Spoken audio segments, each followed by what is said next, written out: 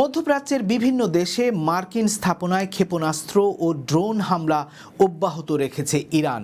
বাহরাইনের শেখ ইসা এলাকায় মার্কিন বিমান ঘাঁটিতে হামলার খবর প্রকাশিত হয়েছে নানান গণমাধ্যমে। কমান্ড ও স্টাফ ভবন ক্ষতিগ্রস্ত হয়েছে এবং জ্বালানি ট্যাঙ্ক বিস্ফোরণের তথ্য মিলেছে। তবে এ বিষয়ে মার্কিন সরকারের পক্ষ থেকে আনুষ্ঠানিক বিবৃতি এখনও আসেনি। ইরান হরমুজ প্রণালীতে জাহাজ চলাচল নিয়ন্ত্রণে নিয়েছে।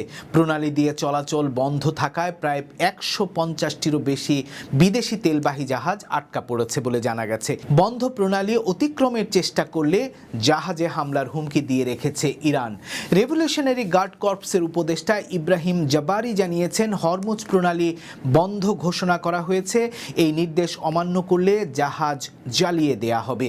বিশ্বের মোট তেল সরবরাহের প্রায় 1/5 এই প্রণালী দিয়েই পরিবাহিত হয়। ওমান ও ইরানের মাঝখানে অবস্থিত হরমুজ প্রণালী উপসাগরকে ওমান উপসাগর এবং আরব উপসাগরের সাথে যুক্ত করেছে।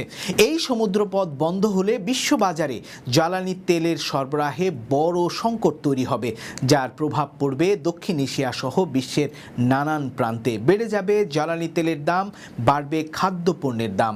যুদ্ধের মাসুলটা গুনতে হবে সারা দুনিয়ার নানান প্রান্তের সাধারণ মানুষকেই।